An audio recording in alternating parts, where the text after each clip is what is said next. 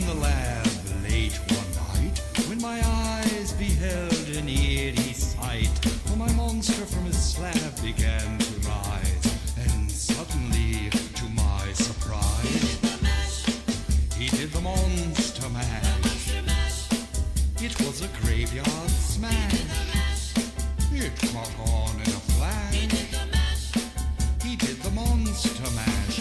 From my laboratory in the castle east to the master bedroom where the vampires feast, the ghouls all came from their humble abodes to get a jolt from my electrodes. They did the monster mash. It was a graveyard smash. It caught on in a flash. They did the monster mash. The zombies were having fun. The party had just begun. The guests included Wolfman, Dracula, and his son. The scene was rocking, all were digging the sounds. Igor on chains, backed by his baying hounds. The coffin bangers were about to arrive with their vocal group, the Crypt Kicker Five. They played the monster mash. It was a graveyard smash.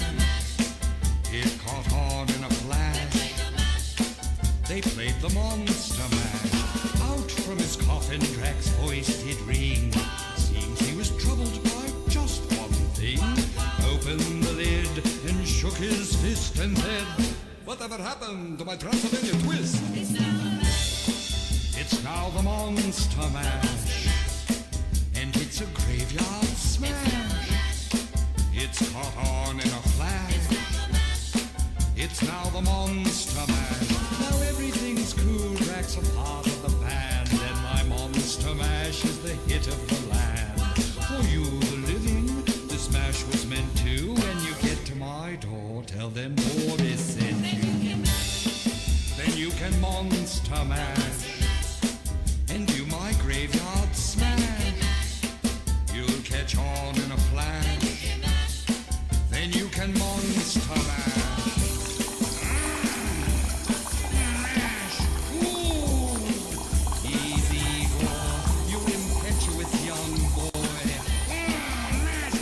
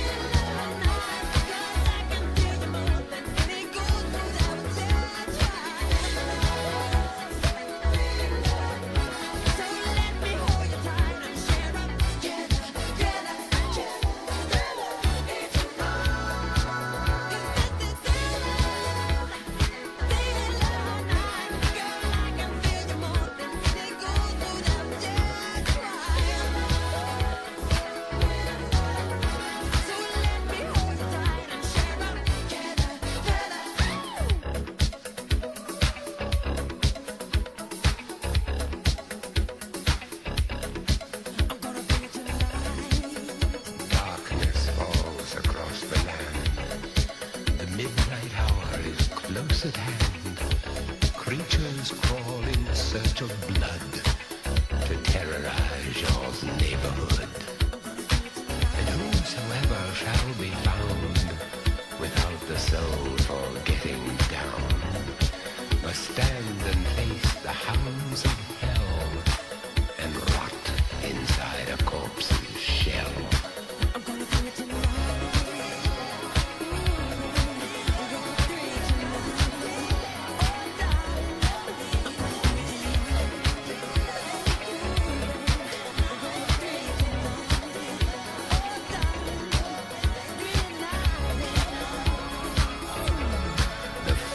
Stenches in the air, the funk of 40,000 years, and grisly ghouls from every tomb are closing in to seal your doom.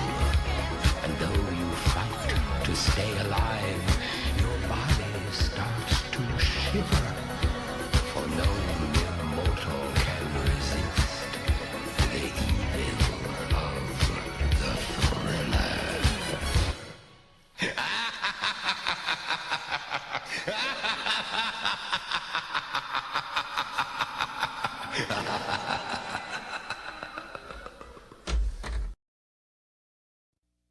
This goes out to all the women in the world, especially her. You know it don't even matter your age, don't even matter your color. Yo, fellas, I ain't forget about y'all. This is for everybody that like to dance. Just listen to what I'm saying and do it and take a chance. I put my hand up on your hip. When I dip, you dip, we dip. You put your hand up on my hip. When you dip, I dip, we dip. I put my hand up on your hip. When I dip, you dip, we dip. You put yours, then I put mine. Then we can dip down low and roll it grind. Just get on the floor like I said before. Y'all remember that down low? Just put a little dip with it. Now roll those hips with it. Pop it, push it, rock it, roll it. Can't control it, I come hold it. It's all in fun, so take a chance. Just get on the floor and do that dance, y'all. I know you like it, so don't try to fight it. Turn around, baby, let me see you from the back. Yeah, I like it like that. Get up now, roll those hips. Drop down, double up on those dips. Freak nasty, wanna see, can y'all do it right? I put my hand up on your hip. When I dip, you dip, we dip. You put your hand up on my hip. When you dip, I dip, we dip. I put my hand up on your hip. When I dip, you dip, we dip. You put yours, then I put mine. Then we can dip down low and roll and grind. Back again with the second verse. It's all clean, so I'm not gonna curse. Drop a bass like a bad habit. Love all women, cause I gotta have it. Coming at y'all in stereo. I'm riding that thing like a rodeo. Hang on, baby, cause the ride is rough, and I got my girls in the front. Now and later, just bumping that rump. Raise it up, let me see that ground. Slap it, girl, make it jiggle around. Round and round that rump goes. Where it stop, yo, no one knows, yeah. Freak nasty, wanna see, can y'all do this right? I put my hand up on your hip. When I dip, you dip, we dip. You put your hand up on my hip. When you dip, I dip, we dip. I put my hand up on your hip. When I dip, you dip, we dip. You put yours, then I put mine. Then we can dip down low and roll and grind. Well, all right, y'all. If you ain't dipping, then you must be tripping. If you ain't doing it down low, gots to go. So the people that moving slow, just moving slow. Yo, DJ, pump it up some more. It's off to the show in a limo. Before the show, I gotta get that dough. Pay them girls what they worth. Slip that money under that skirt. Take it out, baby, let me see. You might get a little more little G-string, having oh so much fun. Playing inside between them buns. Shawty got it going on like Marvin. Teasing me and she know I'm starving. Lick you up, then lick you down. I ain't finished, girl, turn around. Lick you up and down your back, cause I'm that freak, I'm freaky like that. Freak nasty, wanna see, can y'all do this right? I put my hand up on your hip. When I dip, you dip, we dip. You put your hand up on my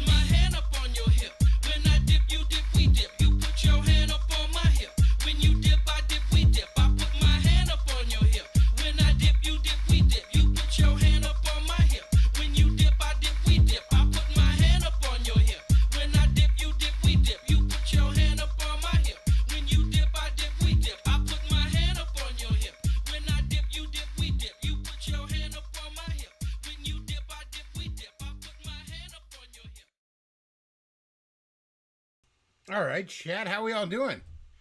How's everybody doing? It's been a minute. Haven't streamed in a while. Well, I haven't streamed on here. I've streamed on Liam Gray's channel a couple times in the past month or so. What's it been? Looks like a little over a month since my last super chat. I don't know, so I need more super chats. Y'all got a super chat? Bring me back. It's like Tinkerbell. If you don't clap, she dies. If you don't super chat, I die. Jolly Rancher Ninja Turtle says, "Are we ready for the planetary energies?" Yes, I did see that. I don't want to get into that. There's other topics to get into, but an old friend appears to have taken an interest in astrology. People sending me like little clips and shit. It sounds like what you gotta like smile and nod at when you're trying to get in some chick's pants. Like, yeah, babe. The planet energies. I feel you, totally. The planets, man. What can you do? That says what?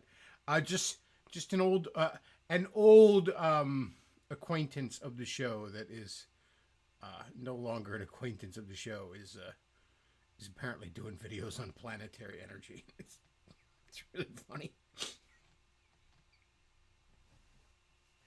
But whatever.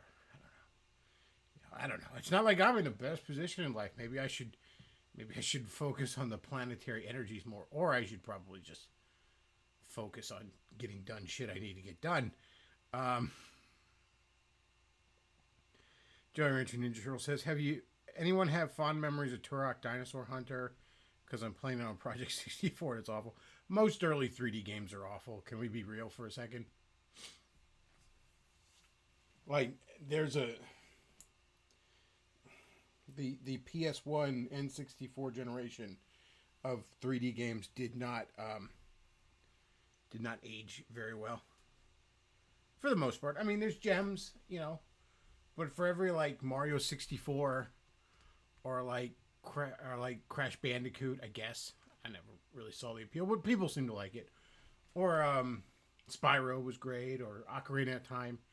For every one of those, there's like a million, like Earthworm Jim 3, where they're trying to get in 3D. It's just awful.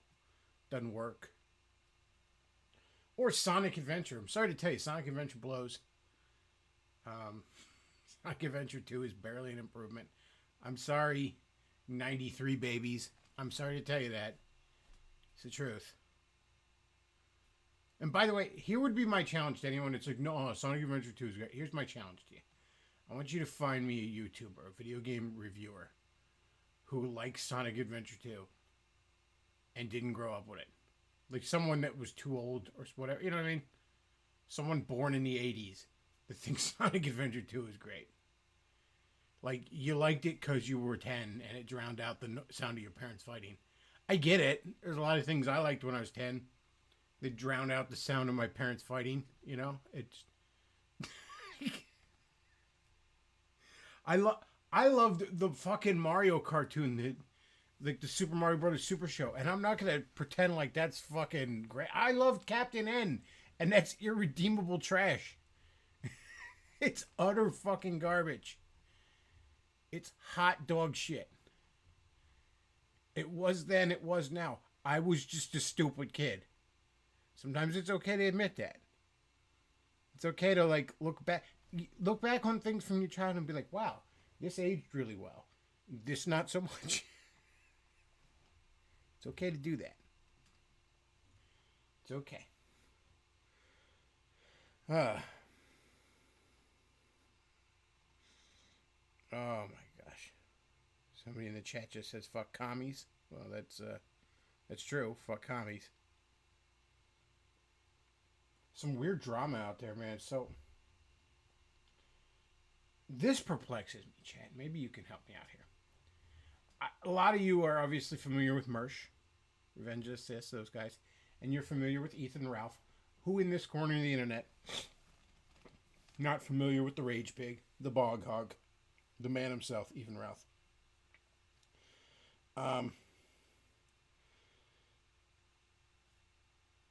Mersh was like Ethan's last fucking ally of any note for whatever reason. And in the last week, I think, Ralph completely snaked on Mersh. I don't know why, but he did. I, again, don't know why. It's not like Ralph ever really seems to need a reason. He snaked on Mersh. Now, you would think, given that Mersh is insanely vindictive, okay? I like Revenge of the Sis. I even, on occasion, will watch Nightwave. I don't have anything against Mersh. It's just a reality. I'm not on the fuck Mersh bandwagon. It's just a reality, though. He's known to not be a very forgiving man. He's known to lash out in fits of anger on the internet, pick fights, maybe. Or escalate fights, I should say. For whatever reason, Mersh has no interest in escalating this. He's not a forgiving guy. Frankly, Revenge of the Sis could use another nemesis. Try and recapture those glory days of Teddy Spaghetti. And, I mean, what a rich well of content Ralph and his history is. And Mersh is just not biting, and I don't understand it. Like, does Mersh just genuinely feel bad for Ralph? Does Ralph have dirt on Mersh? Because if Ralph did, you would think he'd be using it now since he's decided to snake on Mersh.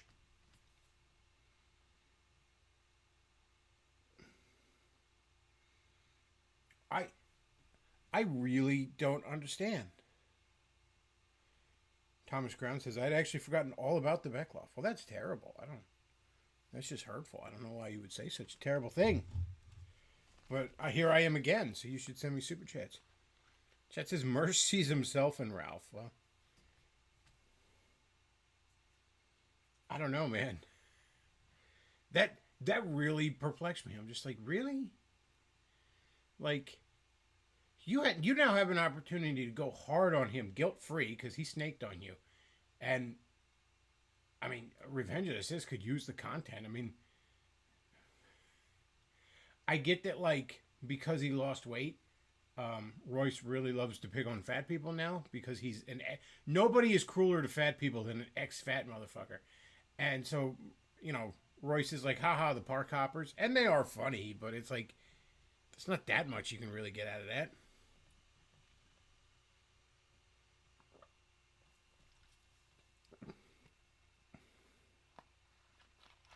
Chances it's probably clear to Mersh that Ralph has been spiraling for years. I mean, I can understand wanting to, like, just feeling bad for Ralph because he's a pitiable person. But Mersh isn't known for a lot of mercy.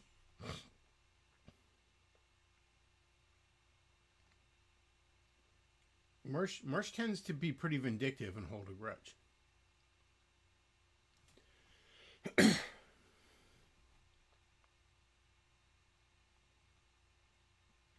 Jet says ROTC hasn't tried for years. I mean, that's a little harsh, but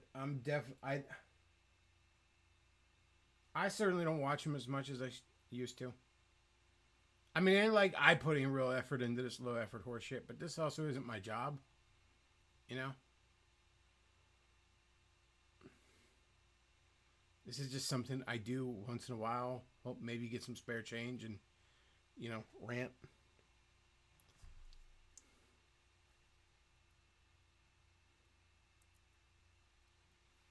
Chet says, Ralph has dirt on Mersh, but he can't use it because he's guilty of the same dirt himself. It must be some real big dirt like pedo stuff. I don't know, man. Mersh doesn't seem like I mean, maybe if you're talking like a 17-year-old girl or something, but like real pedo shit, I don't think Mersh is the type. Ralph, maybe. I'm often shocked at the how low Ralph can sink. So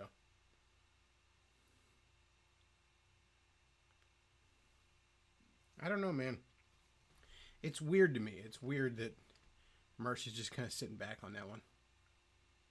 Also, Razor Fist decided to pick fights with the Gamergate, the Comicsgate guys. Not Ethan Van Sciver directly, but one of his closer people that he streams with. Shane Davis, I think. Razor Fist just decided to fucking pick a fight with, and looks like he got owned. I don't know. I'm part of the 65% of Twitter that Razor Fist had blocked, so it's hard to follow what Razor is saying about it. But Razor was going off that like all 90s comics suck, and he was using some cover as an example, which had just kind of mid art, like not bad but not great. He's like, look, all 90s comics suck, and it's actually an artist that's still around now and has gotten way better. And it's way better than the fucking dog shit art that's in Razor Fist's Cowboy comics. I'll say that much. But Razor Fist is always on about this, like, the 90s in general sucked. It's weird that he has this, like, attachment to the 80s when he was, like, fucking 5 when the 80s ended. Like, he should have no direct nostalgia for the 80s. The only thing I can think of is because you know, heavy metal is the music he's based his whole personality off of, and its last biggest relevancy was the 80s. Maybe that's why. I don't know otherwise why the fuck he's like that. But the 90s had some great fucking comics. Yeah, it's easy to shit on the Youngbloods and stuff like that, but, you know, what about the Thunderbolts? You know, like, my God, like, what about X-Men #1 from 1991, or Spider-Man #1 from 1990? Those new series like Todd McFarlane art. You're gonna tell me Todd McFarlane, Jim Lee art sucks? You're gonna tell me George Perez art sucks? Or Mark Bagley? Like, get fucked, man.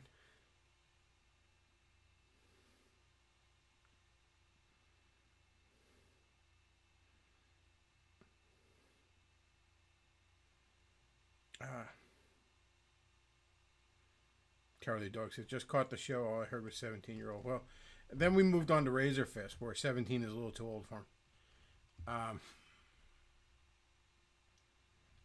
Chet says, there's probably no talking points Merch could use that Medicare hasn't covered. Yeah, but I don't know, man. I feel like if you got to fill a show, you know, Fighting with Ralph is probably has its upsides.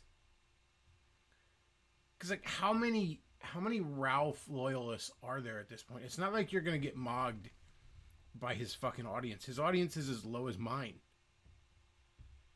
Like, Ralph will be streaming for like 5 hours, and there'll be like 5 people watching. Oh, he's just pilled out of his fucking mind. And one of them is Andy Worski, desperately trying to find something to clip.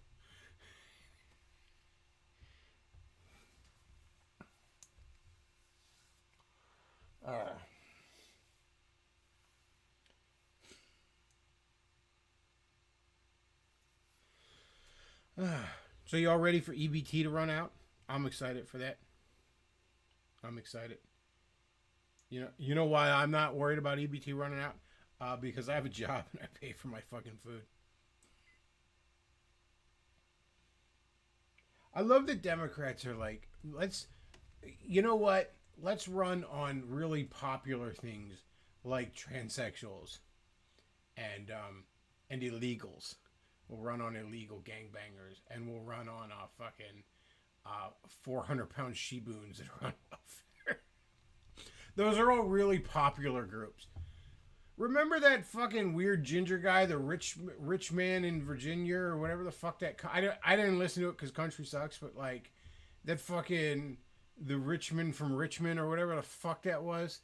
That country song a couple years ago with that weird ginger dude. Like, his whole song was about, like, fuck people on EBT and shit like that. Like, that was half the song. And he premieres at #1.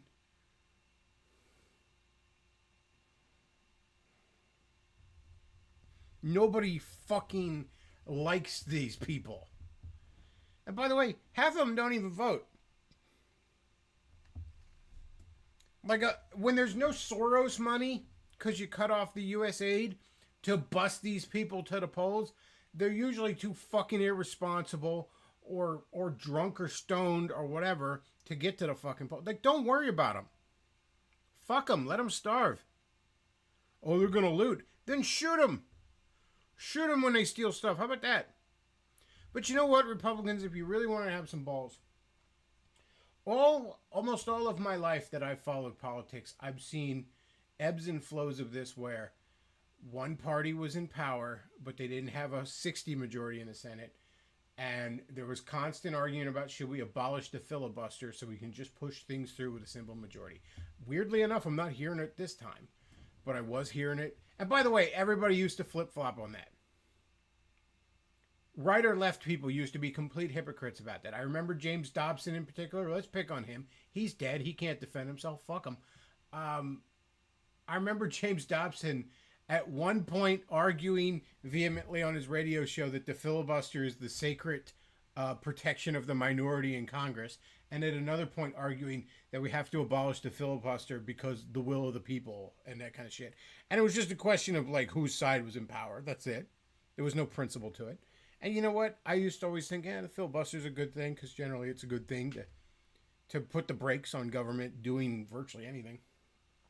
But at this point, Republicans, you know what? Fuck it. Abolish the filibuster. And just be like, hey, we're doing it to save the EBT people. But really, the next bill is the let's declare the DNC terrorist enemy combatants. Passing 49 to 51. All right, you 49, up against the wall. Like, get rid of the filibuster and just jam through every fucking thing you possibly can to keep the Democrats out of power for the next 50 to 100 years. That's what you should do. Use this and my single moms on welfare as a fucking excuse. Because the Democrats are the ones pushing it. They're the ones holding this up. They won't even allow any temporary funding. Again, they think this is going to work in their favor. I don't really see how.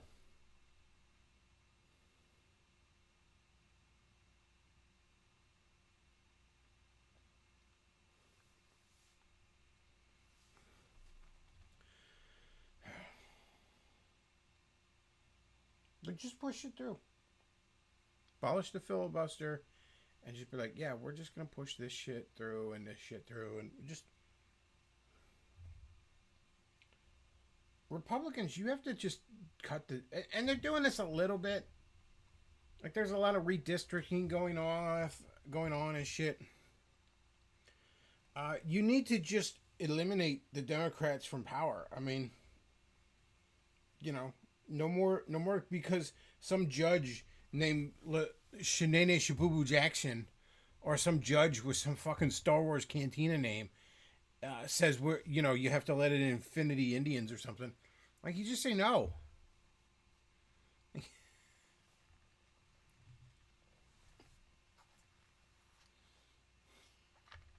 All those Halo memes you're fucking posting right now, White House, make those a reality. Okay, destroy the flood, whatever the fuck that means. I've never played Halo in my fucking life. I feel so left out. All the Republicans are pushing are like the White House and ICE and fucking Homeland Security are literally doing Halo memes right now. I love all the leftists are all of a sudden like, keep your politics out of my video games. Cool, bro. But I feel left out because I've never played Halo in my fucking life. Never even touched a Halo game. Like, shit, man, when it came out, I didn't own any video game systems. 2004, I had nothing, video game-wise. 2005, I finally got a PS2, and my girlfriend that year had gotten me a Genesis off eBay so I could play some of the old games I used to have. And that's when I started getting back into gaming. I mean, good God, I'm like 22 at that point.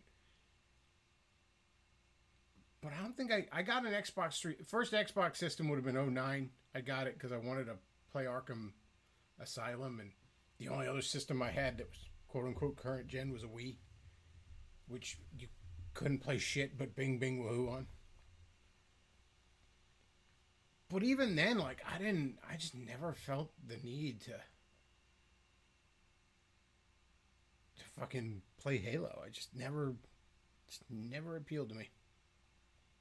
But, I mean, there's a lot of people 10 years younger than me that were fucking 10 or 11 in 2004. They fucking love them some Halo. So, it's good propaganda. And from what I understand, the creators, most of them at least, are Republicans, so they're probably cool with it.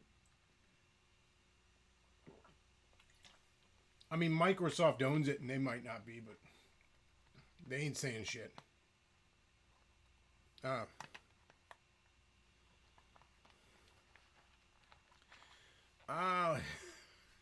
Cowardly the Dog says, Beckloff personally told me that he's worried about EBT ending.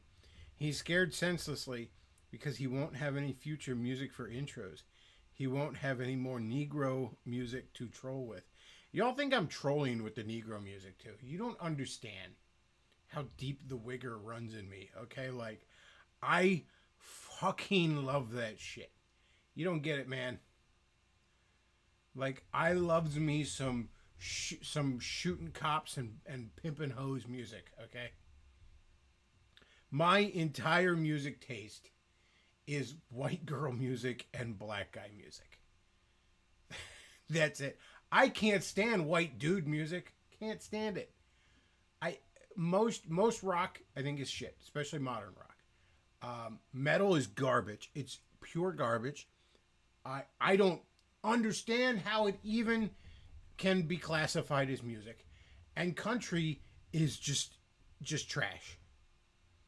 And you know, a buddy actually asked me, I'm not going to name names, but a buddy actually was like, why will you defend the degenerate shit in rap and you'll criticize the degenerate shit in country? And I thought about it because I'm like, that's a good question. And I guess it's because, like, white people built Western civilization, right? So I guess I expected a little more out of them. Like, when I hear a fucking white man and he's banging on a guitar or banjo or whatever, and he's fucking going on about his boots in the truck in the fishing hole, I'm like, shut the fuck, act like a civilized man, for God's sakes. But when I hear a brother and he's rapping about how somebody stole his Nikes, right, and he's gonna shoot that motherfucker, I feel like I'm Jane Goodall, and I'm like, interesting. So he has a concept of property and can use tools. Fascinating. Like, I don't expect anything high out of the people that barely got themselves out of the mud hut on their own, okay? So, I don't know. And you know what else? At the end of the day, it just sounds cooler. It just sounds cool. It's just sick beats, man. Chet says rap was the last music to have any balls. You're right there. Because even back when the other genres had balls, like, again, excluding country. Have you heard of Jesus? I just can't with. Like, metal, I mean, can we be real with metal? Metal is a bunch of, like, fucking dorks that are way too into D&D, LARPing about Dark Lord and shit like that. Whereas rap is generally, like, 80s and 90s rap, like, those guys, for the most part, were pretty real. You had some dudes like Ice-T, or not, Ice Cube. Ice Cube is the one that was actually just a big old phony and a nerd, and he just turned out to be a really good writer. And he just turned out to be a really good, like, performer, actor, for lack of a better term, playing a character. But he was really a big faggot pussy nerd. Like, but that's all of metal, okay? Whereas, like, rap is, like, people that actually got shot and shot people and pimped hoes and shit like that. And, like, there's a bit more of an authenticity to it.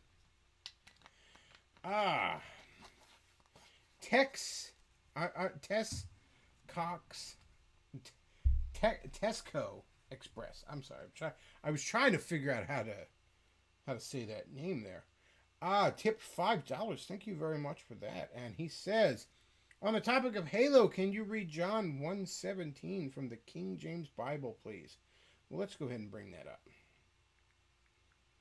I know, I'm a terrible Christian. I should just have it fucking memorized, shouldn't I? But I don't.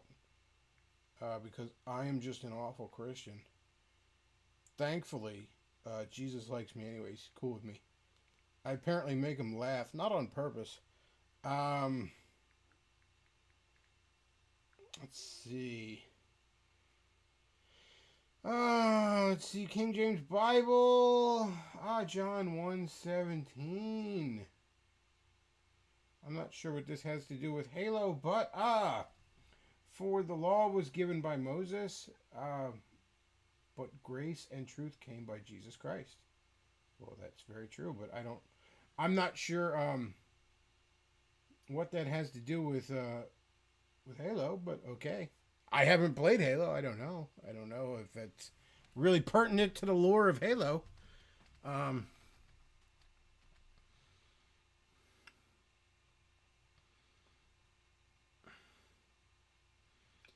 Blitzer says, in the UK, we're paying Ethiopian PDFs who don't look like Ethiopians $750 a year's average income in Ethiopia to go home. Well, yeah, just make sure they don't come back. That's the problem. Chat says, donate all your unwanted game consoles to Beckloff. If he doesn't like them, he can also trade in or sell them for something better. Apparently, this Cowardly Dog informs me that this pertains to Halo. Because Master Chief's real name is John, and his tag ID is 117. Well, okay then. Like, I'm looking at this as I brought it up on my phone, and I'm like, before I even started reading, I'm like, what the fuck does this have to do with Halo? Chances, it's where the John Halo name comes from. Well, that's very cool. Again, never played Halo in my fucking life. Couldn't tell you. It's just nothing that appealed to me, man. When I was getting back into games in like 05, again, I got a PS2, so Halo wasn't an option anyways. But like, I basically just snatched up superhero games. At GTA, I got San Andreas, and that was pretty much it, man. I think I grabbed Shadow the Hedgehog and Sonic Heroes because they were like, you know, that was back when like the top selling PS2 games would only be $20. And I can't say I liked either one of them. I just had fond memories of Sonic, and I was at the time blissfully unaware of how far Sonic had fallen post Genesis. It continues to fall, in my opinion.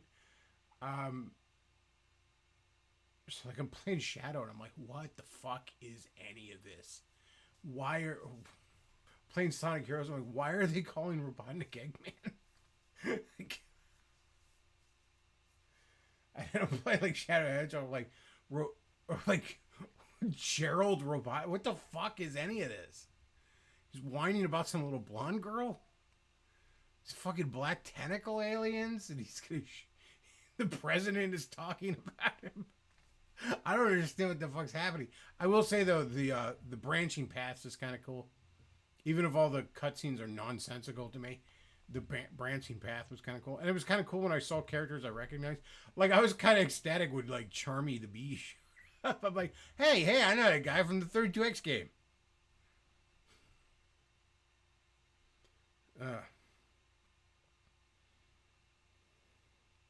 Jet says, just found out about 6-7. It's cringe. I don't know what the fuck that is. The kids are so brain broken right now. Like, I actually looked it up. I'm like, is there a meaning behind that? You know, and it's like, no, there's not. There's actually not. So it's not like I heard somebody try to be, it's just kids being kids. You had funny numbers like 6'9". It's like 69 is referring to a sexual position because it vaguely looks like that sexual position. There is a fucking meaning behind it. Kids just going 6'7" and like waving their hands, and it's like, your kids aren't fucking bullied enough is the problem.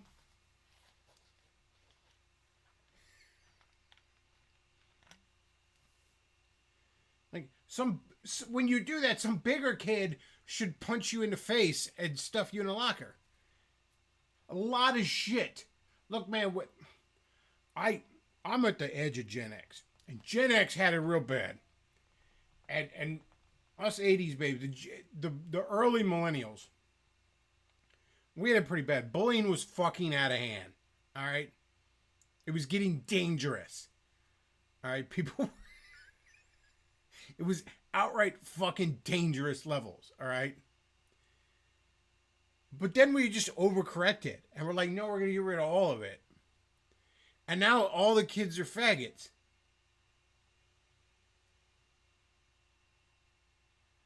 So like you gotta find a happy middle ground there. All right.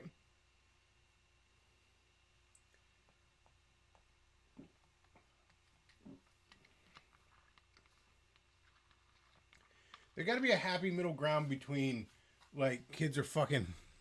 And you know what the irony, though, is kids are killing themselves more now when they have it easier. I want to say, like, in my day, I guess, but no, I would never hear of kids killing themselves back in the day. I'm sure it happened, but it just wasn't something that was on fucking radar. Not in my fucking suburb, at least. But now it's like, oh, he killed himself because he was bullied on social media. And I'm like, how? I lose my fucking Facebook if I call someone a faggot. Like...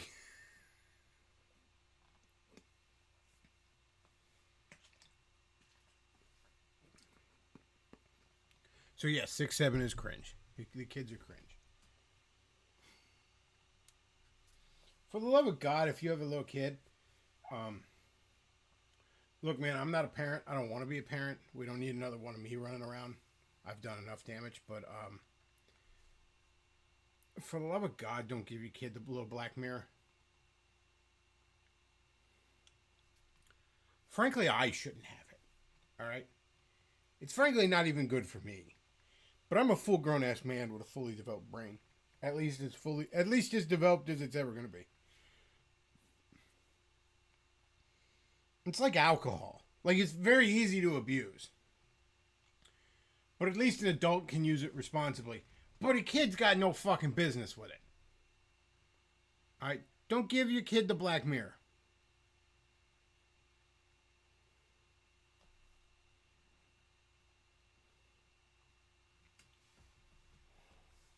Just don't. Don't let them online. What do you want them to watch, Mr. Beast or whatever? Like, no. No. No.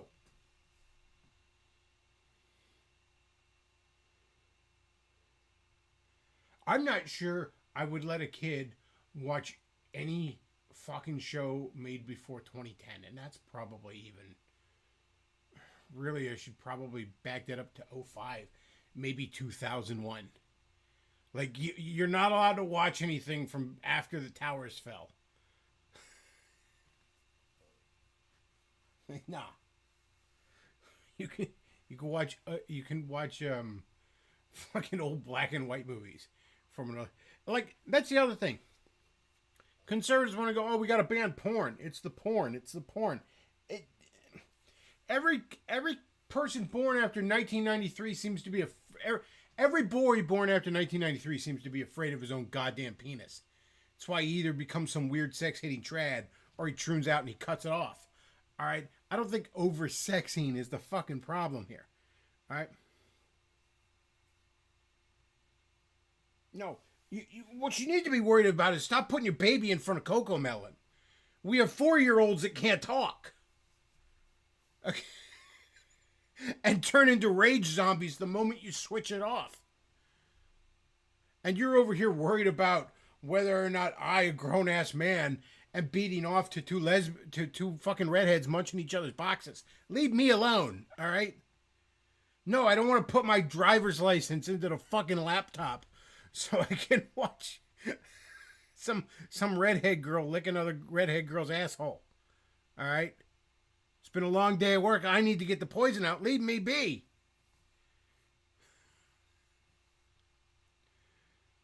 But you want to whine about that shit, and we got to usher in internet ID and shred the last bits of free speech and privacy online because you're worried about your kid, because you've just decided the Black Mirror will raise your kid, and you're worried ever so slightly about how it's doing it.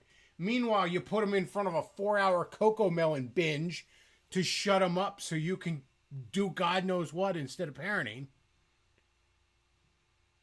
And now you have a 5-year-old that can't string a sentence together.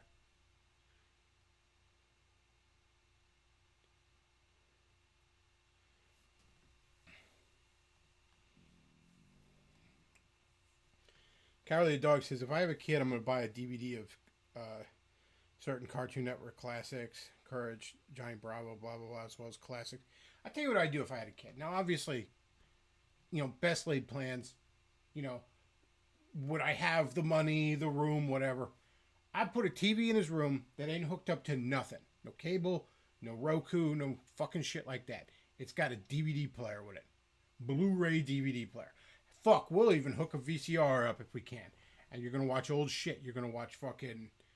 We'll get DVDs of old Bruce Timm DC cartoons, fucking old Marvel shit. We'll get DVDs of fucking Cartoon Network classics, shit like that. Get old cartoons. We'll get fucking big ass Looney Tune blocks and shit like that. That's what you're gonna watch. And you know what? I'll hook the rabbit ears up and you can watch Me TV Tunes. Alright? And that's fucking it. And then there'll be a TV downstairs in the family room that will have Roku access that will be heavily supervised. And there will be a fucking computer down there with internet access that is heavily fucking supervised. And I know you'll probably go or just make him watch Sonic Sat AM. I'm not going to make him watch it. Alright? I'll give him the option, and he will choose it because it is the superior Sonic cartoon. Or else I have no son.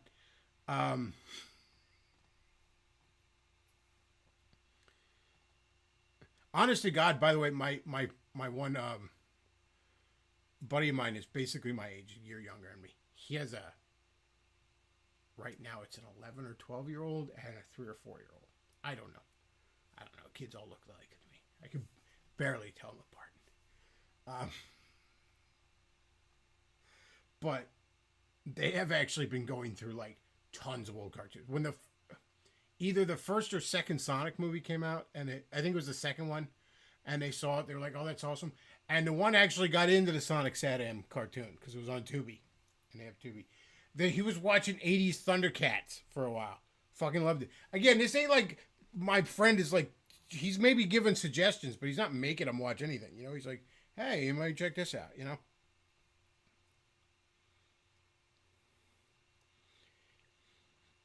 Compulsory repeat viewings of DS9. Yeah, it's Star Trek time. We have TOS, Next Gen, Deep Space Nine, Voyager, and Enterprise. And when he asked me, did they make any Star Trek after that? I would be like, sadly, no. They did not. I wish they had. It was a cool franchise, but for whatever reason, they were just like, no more.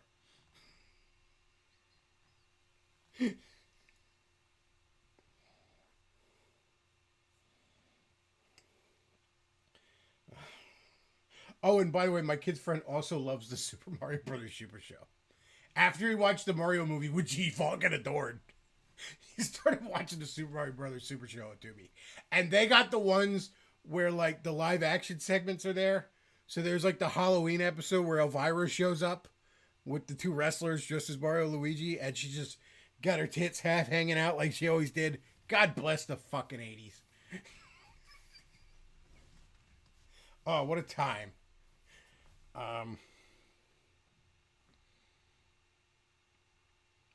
I feel like because of streaming, one of the things kids don't get the joy of is discovering the most oddball bullshit on rerun. That's something kids don't get the joy of anymore.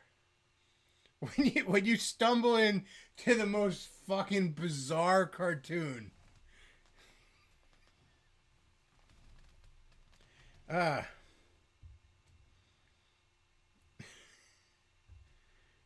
Carly the dog says, do I need to donate for Faith to the intro Faith of a Heart again? You can if you want.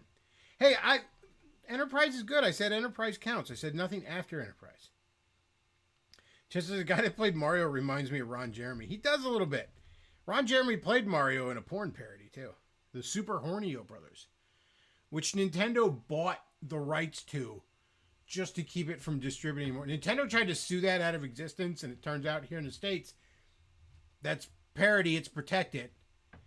So Nintendo bought Super Hornio Brothers. Which, as far as I'm concerned, cements it as canon. It is now, the Super Hornio Brothers exist somewhere in the fucking Mario multiverse. Ron Jeremy could show up and smash. But that has two meanings now.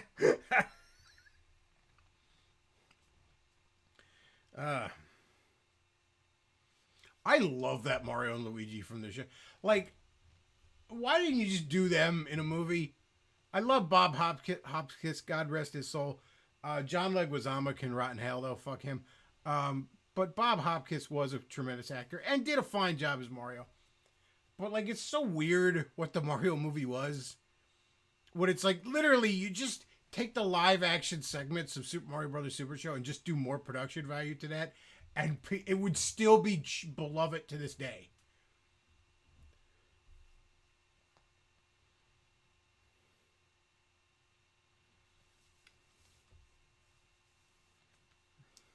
Chad says, I have full empathy for parents trying to figure this shit out. It's also why I despise ones that want to ban everything. Here's the weird thing, like, see, evangelicals in particular, they focus on the wrong shit. Like I mentioned once on stream, I think I might have been on Liam's channel, it's weird that, like, evangelicals embrace Star Wars as much as they did. It's like the one sci-fi property you'll find, like, conservative Christians liking, at least pre-Disney. And it's like, the only thing I could think of is maybe because it's a sci-fi property that has faith in it, that has spirituality in it. But it's like Eastern spirituality. Like, you could honestly find more Christian themes in Harry Potter, and they burn those books. Because all they can ever see is the surface. Like, they never look at the themes. They just count the swear words or something. Like, an evangelical would, like, not let their kid watch Super Mario Brothers Super Show because Elvira's there with her tits half hanging out. And instead would unknowingly put them in front of Steven Universe because that looks soft and safe. When it's about, like, a fat kid being raised by space lesbians or something. Like, you actually have to put a little bit of work in. And also, you do have to just raise your kid right and understand they're going to see shit you don't want them to see. Sometimes they'll go behind your back to see it. Like, kids are kids. You all did it to your parents. You know. They did it to theirs before, and so on and so on. Since, you know, we climbed out of the fucking trees. Like,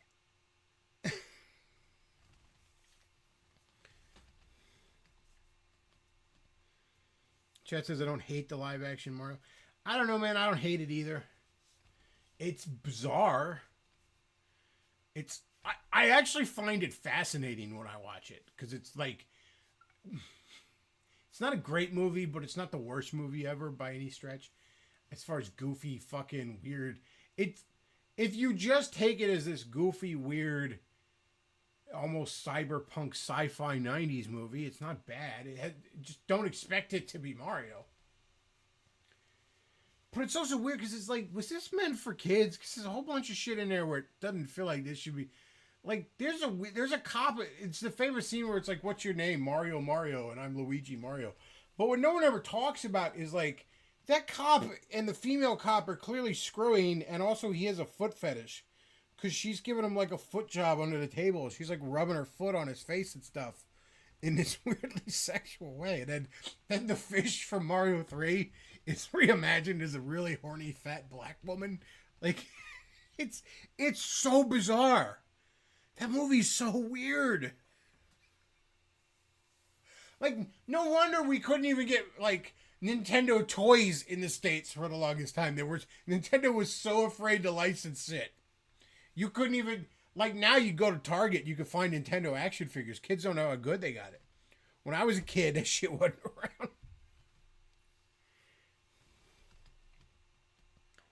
around.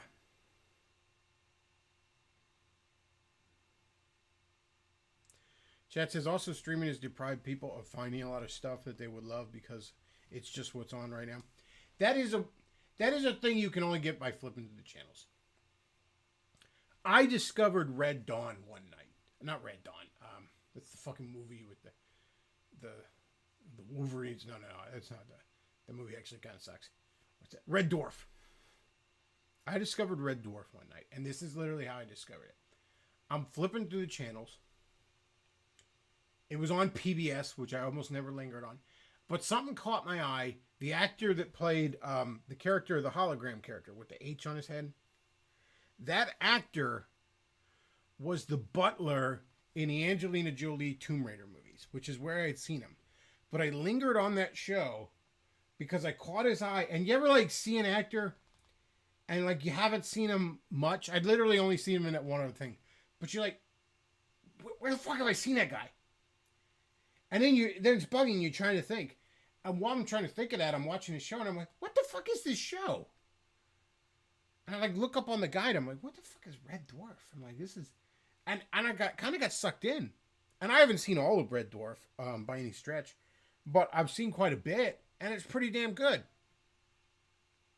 I've thoroughly enjoyed what I've watched of it.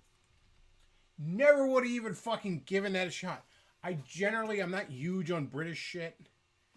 I know Carolee the dog's in there. I'm sorry. But you know, we left Europe for a reason. Fuck Britain. You know, so a British comedy on PBS, even with a sci-fi bent, is, I'm thinking it's going to be gay like Doctor Who, and it's just nothing I want to give a shot to. But I discovered that show simply because I'm flipping through the channels. I'm like, where the fuck have I seen that guy?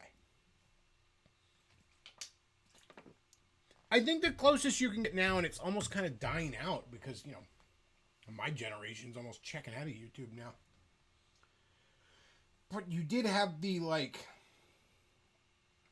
YouTubers that recommended shit, you know? Once we got past this movie's poopy diarrhea, like, and, you know, once the Nostalgia critics decided to actually become real critics, which Nostalgia Critic is a pretty good movie critic when he's actually trying to do that.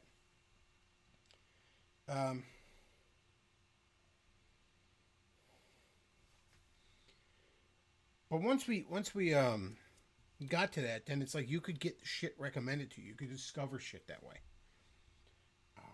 But yeah, gone are the days where you just flip into the channels and you find shit, man.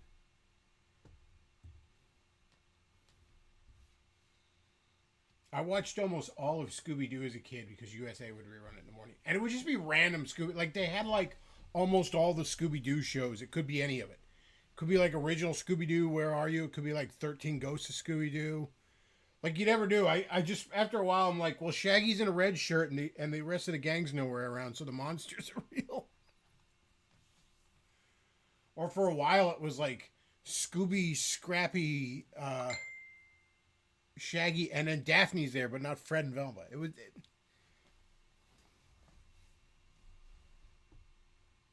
But yeah, I watched almost all of that shit. Chet says, miss Tom and Jerry ruins. Oh man, I just discovered, apparently MeTV Tunes started playing it and people were talking about it. There are cartoon shorts called Tom and Jerry from like the 30s that are just this like black and white hobo duo that predate and have nothing to do with the Tom and Jerry you know. It's so weird that like no that just was allowed to happen. But again, you talk about discovering shit, like, I mean, Looney Tunes was always around. I don't remember the first time I discovered Bugs Bunny by any stretch. But one of the things I do remember quite fondly from about third grade is TNT or TBS, one of the two, I get them mixed up, played like a 3-hour block of classic animation from like the 30s to the fucking 60s, those shorts. And it was just everything mixed up. It was Looney Tunes. It was like Popeye. It would be sometimes like Woody Woodpecker. It would be Tom and Jerry or Droopy Dog. Basically, all of the shit from that time period that wasn't Disney. I even saw Betty Boop one time in there. And to me, that was just so wild because you never knew which one was coming up. And, oh, God, it was so good.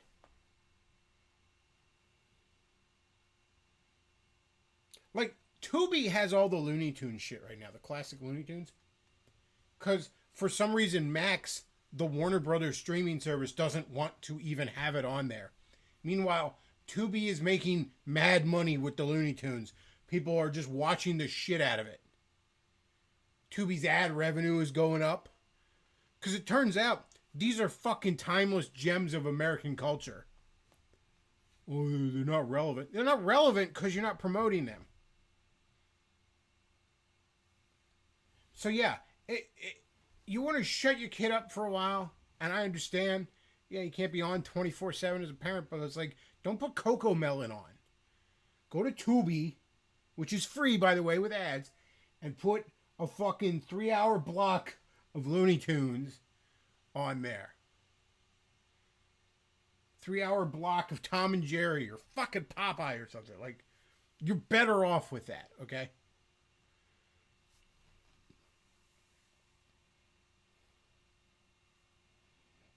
Chat says Looney Tunes greater than Disney characters. You know, I was always aware of the Disney characters, but I never as a kid caught many Disney shorts because, again, they weren't on a lot of the channels. And back then, Disney Channel was actually a premium channel. Like, you had to pay extra, like fucking HBO or something. So I'd watch it sometimes when they had their weekend previews, but my dad wouldn't pay no extra for Disney Channel. My dad only reluctantly got cable when I was like 5 when we got cable, and I think I kind of accidentally shamed him because I was like, you know, I was at like a babysitter's, and I'm like, why does she have these other channels? Like, I'm going home and I'm going to like channel 29 on the dial because Nickelodeon's there, and he's like, we don't have that channel. I'm like, why not? He's like, we have to pay extra for that. And I'm like, is it a lot? And he just kind of looked at me. I kind of remember going, well, not really. I just don't. You shouldn't have to pay for TV. I'm like, but it's a lot of extra channels. And I kind of remember, like, I kind of, you know, like, I didn't argue too much with my dad, you know. Kind of got the impression, like, he didn't want to argue about it. But then, like, later that month, we just had cable. And the reason he didn't get cable for a while, I'm not making this up. My dad, he's still embarrassed to this day. He had a chance to, I think it was Comcast, but I'm not sure. But he had a chance to invest in one of the cable companies in like 1980 or 81 or some shit like that. He had the money to do it and everything. And like his buddy was trying to talk him into it. And he's like, that's stupid. Nobody's going to pay for TV. So he was salty about how much that was like blowing up for a long time.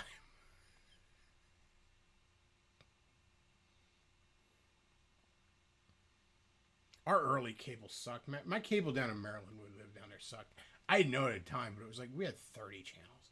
And then like 98, I move up to PA, and it's like 70 channels. We had so many. Like, we didn't have Comedy Central down there. We didn't have Cartoon Network. None of that shit when it started up. It's a good little consumerist kid, Beckloff. I mean, you know, it's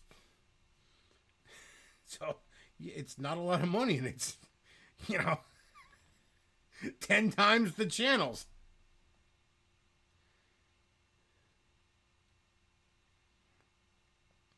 Chad says Woody Woodpecker and Droopy, those are two relics of a time long gone. Don't forget Secret Squirrel, who I loved. Yeah, I don't think I watched a lot of Secret Squirrel.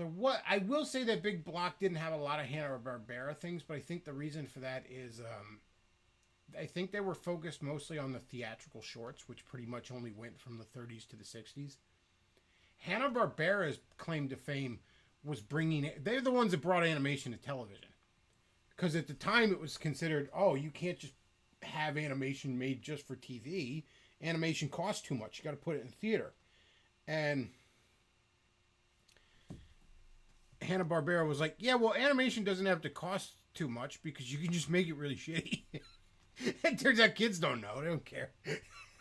And they were right. It's like you could just have like Scooby-Doo run by the same fucking window like 800 times. Nobody will notice. Like, and we didn't. For like a long time, we didn't. So that's how Hanna-Barbera got big. Chet says Beckloff is just Movie Bob if he got some. I think all of us nerds are just Movie Bob if we got some. Like, that's kind of the tragedy of Movie Bob. Movie Bob is just your typical millennial nerd who just never managed to make friends and get a girlfriend that told him to shut up once in a while. Just as Hanna-Barbera invented Tom and Jerry. Well, yeah, the people Hanna-Barbera invented. I was talking about the company. Hanna-Barbera was created by, Joseph Hanna and Tom Barbera. I don't fucking remember their names. But they were created for MGM. Like, MGM owns them, or owned them. I think now it's under Warner Brothers. Oddly enough, with the Hanna-Barbera characters. But no, Hanna-Barbera, the company that they went off and founded, created shit like Yogi Bear, Johnny Quest, which one of the most influential action cartoons ever fucking made. Perhaps the most influential, really, when you come right down to it. And then famously Scooby-Doo in '69, which then they proceeded to make 1 million Scooby-Doo clones. It's amazing how much Hanna-Barbera just tried to make Scooby-Doo again with 1 million Scooby-Doo clones. Like, a mystery-solving teenagers with some weird talking thing that shouldn't talk. Maybe it's a shark or a dune buggy or just a different colored dog. There is a Hanna-Barbera cartoon called Goober and the Ghost Gang that's just gray Scooby-Doo. And I think they meet real ghosts, which Scooby-Doo would eventually do anyways. But it's just Goober and the Ghost Gang. And it's just Scooby-Doo.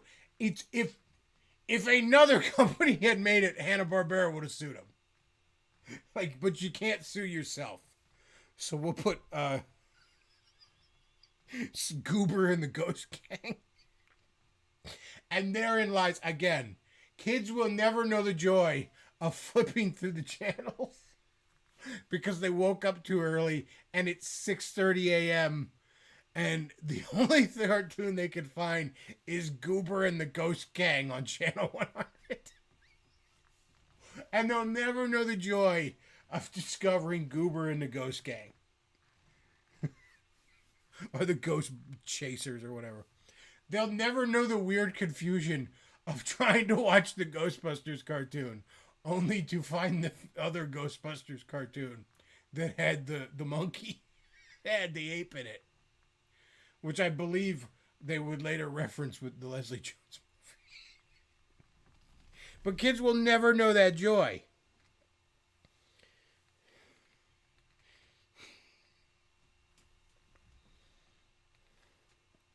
Just as Remember Jabberjaw. Yeah, that was another one where it's like teenagers are hanging out with a talking thing that shouldn't talk. The stuttering shark. Remember the Laugh Olympics and the Wacky Racers and shit like that? Oh my God. I used to love the Laugh Olympics because again, it's just, it's that fucking consumerist kid in me. I'm like, oh wow, all the Hanna-Barbera characters. Even ones I don't know or care about. That's just inherently cool. Look, Scooby-Doo and Fred Flintstone just existing in the same place. And also Cooper and the Ghost Gang are there too, I guess. I don't know. But it just be ones I didn't know. I think that's when I first learned what Captain Caveman was. And it's this sort of a Flintstones spin-off, but not really.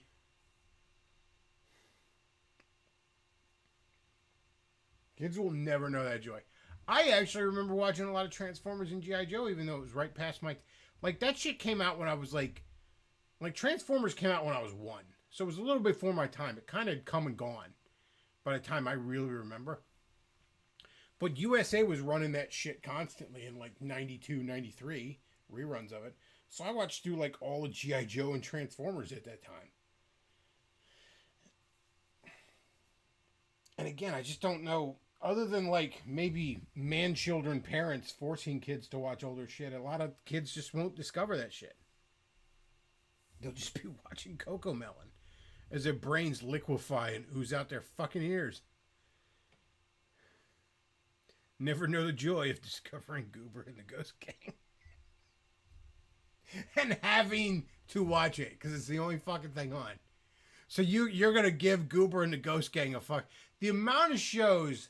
I had to give a chance to because there's just nothing else on that I would just watch sometimes because it's just what the fuck was on.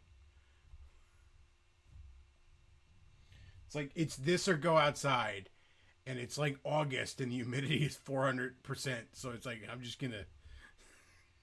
That's not even physically possible, but trust me, I grew up in Southern Maryland swamp area. The humidity got to be fucking 400%. So it's like, I guess I'll watch Salute Your Shorts. It's terrible. It sucks. But I guess I'll watch Camp Candy. I get, like... That's the other thing we used to do. And I'm not saying we should bring this back, but, like... We used to give celebrities cartoons for no fucking reason. Like, John Candy just had a cartoon where he was a camp counselor for some reason. By the way, the only reason we remember John Candy so fondly is because he died young. Because he just would not ignore... He just would not listen to his fucking doctor. And drank fucking bottles of butter every day. Like...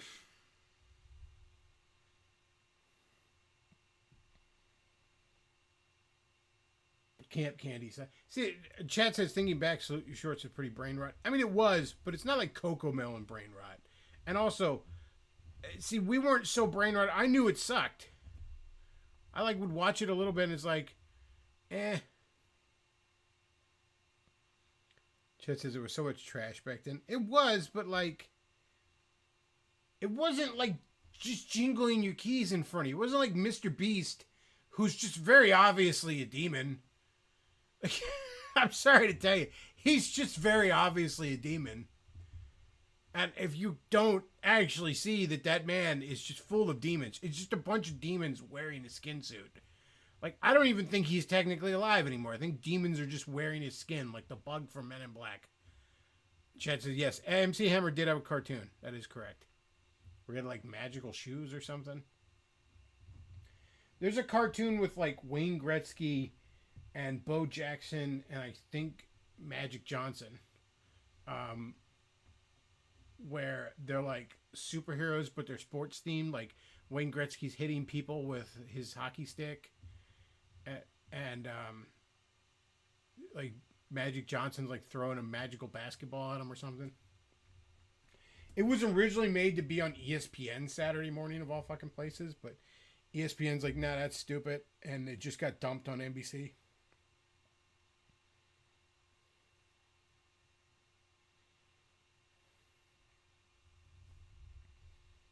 But that's the thing, like, even the shittiest of these cartoons that was just banged out and it was such a terrible idea and it never should have came to be.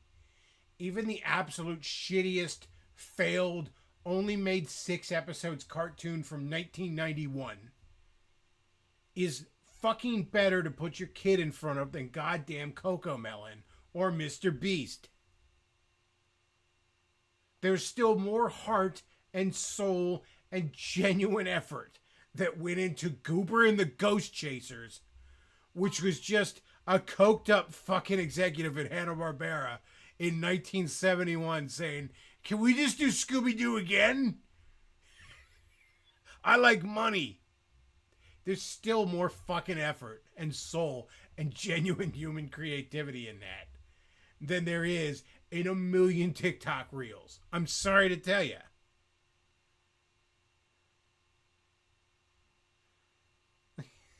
Just do not put your kids in front of that shit. Jess says Doug and Rugrats was cancer. They weren't good, that's for sure. See, I don't think Doug ever was popular, though. Like, I don't know anybody my age that liked Doug, and then it caught like a second wind a few years later when Disney bought it for some weird reason and tried to make it a thing. And I don't think it really took off then. Rugrats, for whatever reason, was insanely popular and was around for like 10 fucking years, which at the time was a million years in kid show time. And it was only dethroned by SpongeBob. And Rugrats always sucked. And by the way, you're a grumpy adult. Oddly enough, I was a teenager when it got super popular, but Rugrats came out when I was 9. Or even like 8, I think. Ren and Stimpy was good. But I would almost hesitate to put a kid in front of that. Not because there's dirty jokes and there's fart jokes. That's fine for kids. Kids love fart jokes. Okay? Human beings love fart jokes from basically the time you're fucking self-aware. It's funny. Like, they are funny. Like, it's low-hanging fruit of comedy, but they're just inherently funny. They are. I'll never be too pretentious to admit that. But no, Ren and Stimpy had like a really cruel nihilism at its core to the point that I was almost uncomfortable at times in ways I couldn't express as a kid watching it, even though it would make me laugh. There were episodes that just made me feel bad at the end of it. Like it's just, oh wow, Like they're just rotting in the grave and a worm eats them. Like Jesus. But what did make Ren and Stimpy brilliant to at least some extent? Again, I'm not even sure if I'd want a kid watching it, but like Ren and Stimpy was a dangerously insane pervert being forced to work under the confines of a children's network censor. So Ren and Stimpy is like almost a fucking duet in a way. It's a collaboration piece between a dangerously insane pervert and the censor. And the just really tough tension between the two produced occasional genius. That's why if you watch like Ren and Stimpy adult party cartoon, it's just disgusting. Like you just feel like you need a fucking, like you feel like I watched one episode of Ren and Stimpy's adult party cartoon, like maybe 30 minutes of it, and I almost got a staph infection just from watching the cartoon itself. It's that horrifyingly disgusting. So I will say there was a little bit of genius at Ren and Stimpy at times. That said, though, there was a really dark nihilism at the bottom of it. That again, I would not want a kid watch it. I'd have a kid watch Rocco. Rocco's brilliant, and it's got some edge, but it's also got some heart. Rocco is easily the best comedic cartoon Nickelodeon has ever and likely will ever produce. It bodies SpongeBob. I'm sorry to tell you. The only cartoon I will say that is better, and it's a different category, it's an action cartoon, that Nickelodeon produced would be the 2012 Turtles. Caveat there, I haven't watched Avatar. A lot of people would say that that's amazing. I just haven't watched it.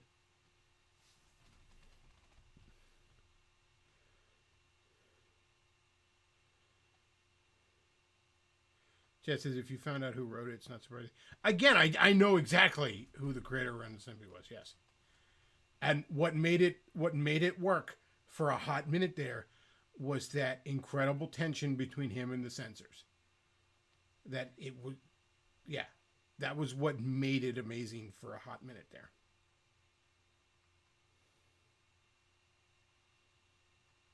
Jet says, Doug was okay and it did the cutaway gags before Family Guy did, albeit in a different way. Yeah, but Doug wasn't funny. Ironic since that was his last name. Doug never made me laugh as a kid. And the bits I watched as an adult certainly don't. I'm like, this is just boring. I watched it, by the way. I watched it like when it premiered. The three of them premiered all at once. Doug, Rugrats, and Ren and Stimpy, and I watched them. Again, I don't get Rugrats either. And Rugrats was on there for like 10 fucking years. Just as early SpongeBob was good because early SpongeBob was good. I just think Rocco bodies it. Rocco's brilliant. Like Rocco's like next level fucking brilliance.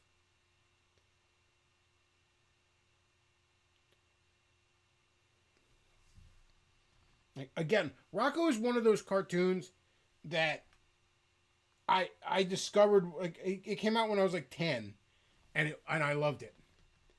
But I could have watched that for the first time when I was 30 and I loved it. Like, that's a truly brilliant cartoon where a little kid would love it or an adult would love it. Like, I'll always sing the praises of Kim Possible because I was 19 when that show came out and I still ended up loving it. That's another one. You talk about flipping through the channels. I'm flipping through the channels. I come across Kim Possible. And I stop. It catches my eye for the simple fact that it was one of the guys who did the Clerks cartoon, like the main art designer, art director, whatever, he was one of the main guys on Kim Possible. And those two cartoons have an almost identical art style to the point where you could basically put the characters next to each other. Clerks tend to have thicker black lines on them. Aside from that, though, it looks like the same universe. So I'm flipping through channels. I come across the cartoon. I'm like, looks like the Clerks cartoon. And I end up start watching. I'm like, fuck it again, like a red dwarf situation. I'm like, this cartoon fucking rules. This is great. Yes, Chad. Kim Possible was so damn sexy. You're correct. That certainly didn't hurt things. Chad says, I remember making my nephew change channel because I couldn't tolerate Fairly Odd Parents. I've never really watched that. I never really watched... I knew of them, but I never watched Jimmy Neutron or any of that shit.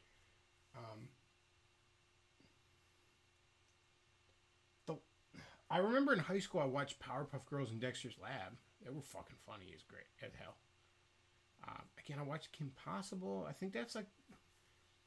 Those are some of the last kids cartoons that really caught my... Oh, you know the last kids cartoon that caught my attention I can think of? Is the one on Cartoon Network, the Three Bears. There's like a black... We Bear Bears, I think it is. There's like a black bear, a panda bear, and a polar bear. And they're just like roommates. And they just do like mundane sitcom shit, oddly enough. And their enemy is a koala bear that's voiced by Patton Oswalt.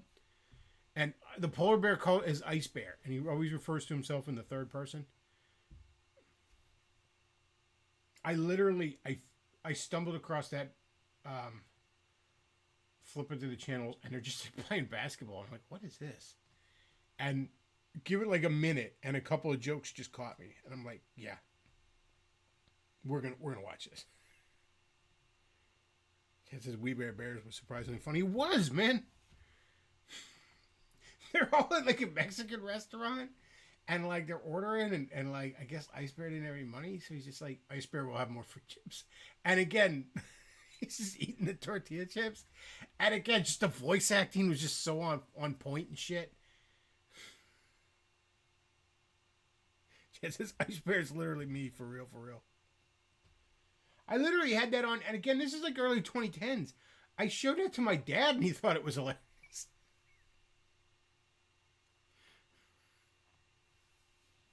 And they just go on mundane like sitcom fucking adventure. Oh, you know the other one that really hit? The Looney Tunes show from somewhere in the 2010s, I don't remember. But like Bugs and Daffy are roommates. And Lola Bunny is like a stalker that's voiced by Kristen Wiig. That cartoon slaps. That is so good. And Speedy Gonzalez runs a pizza place. Pull over Porky Pig and cop's like, are you not wearing pants?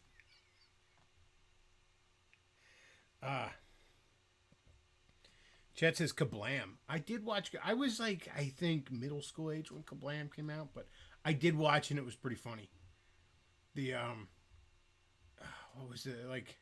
The action figures that were like a superhero team, like Thunder Girl. She flies like thunder. And that was, I remember that being pretty funny. Prometheus and Bob was pretty funny in that show. Kablam felt like almost like a tamer Robot Chicken.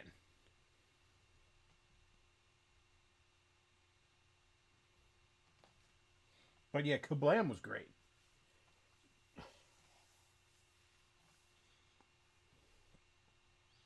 I'm trying to remember other skits in it. I remember Prometheus and Bob. And, see, again, Prometheus and Bob is such simple fucking comedy. But it just works. Like, sometimes it's all you need. It's just some good fucking... Some well-done slapstick is just all you need, man. Like, you're just like, look at me, got hit in the face. Like, sometimes that's all it's gotta be. And people think it's gotta be some deep meaning sometimes. It's like, sometimes it's just a dick or a fart joke. Sometimes it's just that somebody got hit in the face. Like, you think the Three Stooges works on any deep fucking level, but it's still funny like 100 years later. And it'll be funny 100 years from now.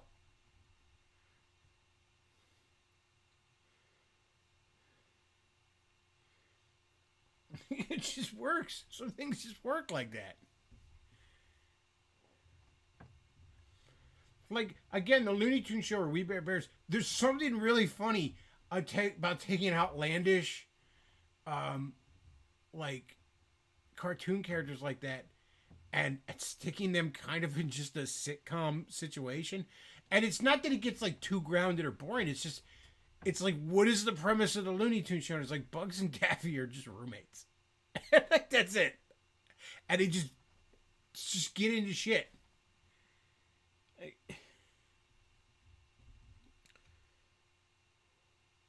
Chad says Aqua Teen was the last cartoon I legit enjoyed. Yeah, but that's an adult cartoon. I'm talking about like when you as an adult get caught in like something that is very much made for kids. You know what I mean? It's not made for adults. That's when you know you got something special. Like early Pixar shit. I mean, I was 12 when Toy Story came out, so I was already getting a little old for that shit. And I saw it in the theater. It was good. I never bothered to see the sequels. I've heard good things about them. I think I rented Bug's Life and it was all right. I prefer Ants, though, to be honest. Ants is a masterpiece. But Bug's Life is fine, I guess. But then, like, Monsters, Inc. is, I guess, fine. It's oddly enough kind of a ripoff of Ah Real Monsters from Nickelodeon, which not enough people call it out on that. But then came fucking Incredibles. And again, I'm not a kid. I'm 21 when Incredibles comes out, or like 22 or some shit like that. And yeah, I'm partial to cape shit. But still, I sit down and watch that and I'm like, this was amazing. To this day, it's my favorite Pixar movie. Although I will say, that's only because I'm partial to cape shit. Because I think objectively, Pixar's best movie is WALL-E. WALL-E is so damn good, yo. The pantomiming and the amount of expression that you get out of WALL-E and Eve with basically no dialogue. I think Eve says a couple of words. But that's incredible. Like, that's such good storytelling. And that's the kind of shit, like, you don't have to be a little kid to fucking enjoy that. There are, like, little kid movies that you got to be a little kid to enjoy. Nobody who was older than fucking 15 liked a Spy Kids movie. Even if there is that one amazing line from Steve Buscemi in the one. Still, nobody fucking liked it. Like, I remember seeing a dad one time come out of a movie theater with what I assume was his wife and daughters. You know, clearly a woman he was seeing, and they were at the very least her kids. You never know these days, but like, they came out of Hotel for Dogs. I don't remember who I was with. Was I with my girlfriend, my dad, a friend? I don't remember what I was seeing. But I remember seeing that man come out of Hotel for Dogs looking like we just fucking saved him from a prisoner of war camp. Looking like he was in a Clockwork Orange. And they were holding his eyes open and showing him this movie. He looked tired. The kind of tired that sleep don't fix. All right? He looked exhausted spiritually, having sat to this movie. The little girls are giggling and laughing and just carrying on. And I remember hearing the mom like kind of say, as I walked by them, I remember hearing the mom say like thanks for taking the girls or something like that. But I specifically remember the dude, and I think he said this first or whatever, was just go, God, that was awful. And you could hear how tired he sounded. Like, that movie was just loud, annoying noise per night. Like, that man probably had a headache. That says Incredibles 2 was not good. It was not too good, no. I watched it on stream and I was like, I mean, there were parts I liked. It was nice seeing these characters again, but you know the ones my dad's obsessed with? Typical boomer. He loves him the fucking Minions. So I've watched all of those movies. The Despicable Me movies, and I've seen the Minions movie. He just wants to go to the theater to see them. I'm not kidding. I like Despicable Me 1. It is a genuinely solid family movie. I probably like the Mario movie more, but it and the Mario movie are probably the only good movies Illumination ever made. The rest of those movies are rough. Well, I've rambled on for a bit, and I think I'm going to go ahead and sign off, because that's what we should do. Folks, I do stream quite a bit on Liam Gray's channel with him, if you want to check that out. Unintelligent Design is the name of the channel. Although he's now taking a break from streaming, because Liam Gray's constantly fighting with people. I don't really think it's his fault. It seems like people just want to pick fights with him. But he's like, I'm going to take a break from streaming. You're not going to have Liam Gray to kick around anymore. He's going to work on his comic book he's crowdfunding. And then he just keeps streaming drama, but he doesn't do the fun streams. I don't know.